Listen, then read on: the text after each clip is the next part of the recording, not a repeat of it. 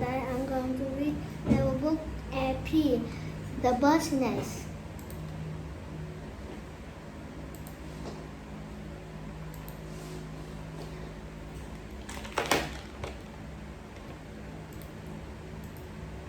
Grandma is bored with Saturday cartoons, so she gets up and walks into the kitchen. The counter is covered with baking sheets, a sack of sugar, and pistachio. We're going to bake today, Grandma asked. After a week at school learning English, I feel it feels good to speak Arabic. Tomorrow there will be a bake sale, Rima mother explained. Bake sale? Rima asked. What's that? We refugees will bake our favorite sweets for home. Her mother says Americans will come to buy them. This time last year, when Rima was 8, home was a tent among many other tents. The year before that, home was the side of the road, a storm tossed a boat or a stranger basement. It was whenever they happened to lay their heads at night. When Rima was 6, though, home was a house in the country of Syria.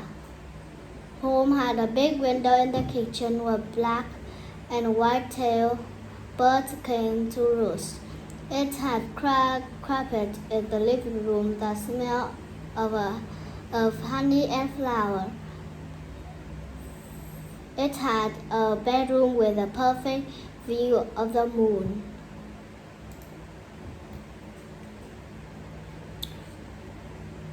Now they live in an apartment in America, and her mother speaks in a hushed voice whenever she mentioned Syria.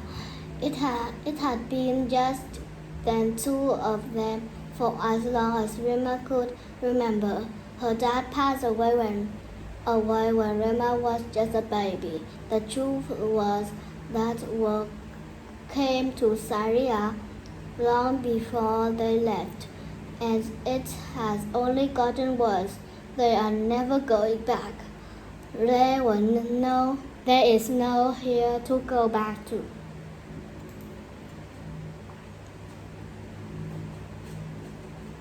Her mother opened the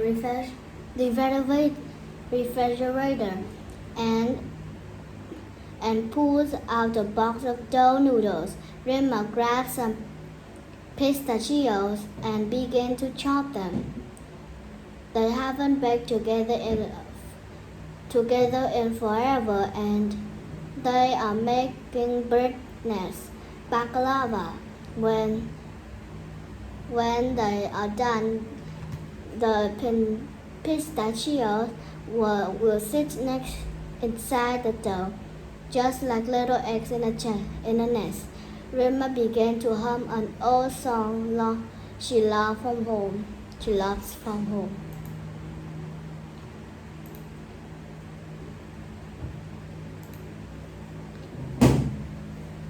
The next day, the bake sale is crowded and noisy.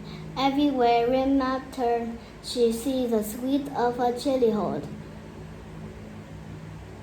And beyond them a long line of families waiting. What if Americans don't like Syrian baking? They ooh and ah, though, pointing at the trays. What are these called? They asked in English before trying to repeat the food names in Arabic. Rima thinks it's fun to teach someone else a new language for a change.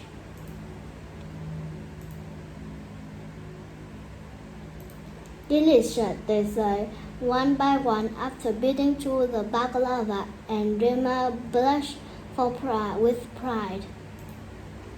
Sorry, she added, blushing.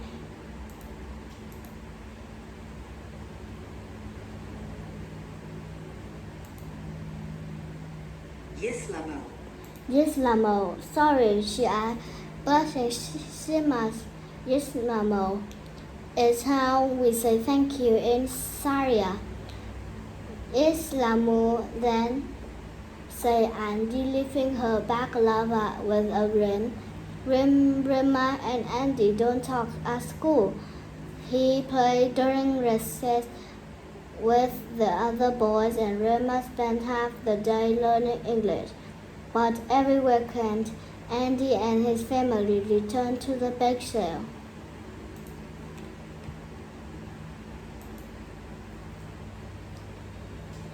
You must miss it there, Andy says, and suddenly Rima eyes fill with tears.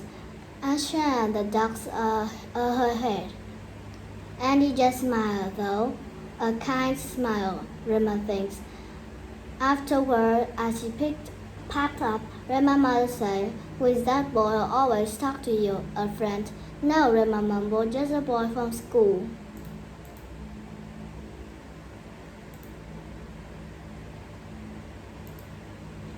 That week during recess, Rima was reading on the bench and Andy tapped her on the shoulder.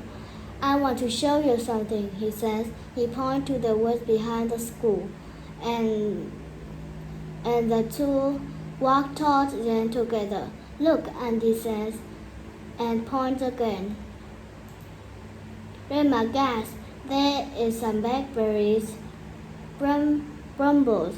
It's a bird nest." The two of them looked more closely inside the nest. They sit 4 perfect eggs. "Wow," Rima breathed. Andy nodded. "Then really do look just like your baklava," he whispered. "I wonder if they live close to home once they hatch," Rima says, "or fly far away to somewhere new." Andy puts his hand in his pocket. "Rima," he says shyly, "I know you said sad to have left your first home behind, but I want you to know that here in your new home, you are my Sadiq." He looked at her. "Why, I say that right, Sadiq." Rima grinned. Of course, she's tell him his Arabic sound is awful and as ever, but she means the words with all her heart. There was no wrong to say friend. Goodbye, once see you again. Thanks for watching my video.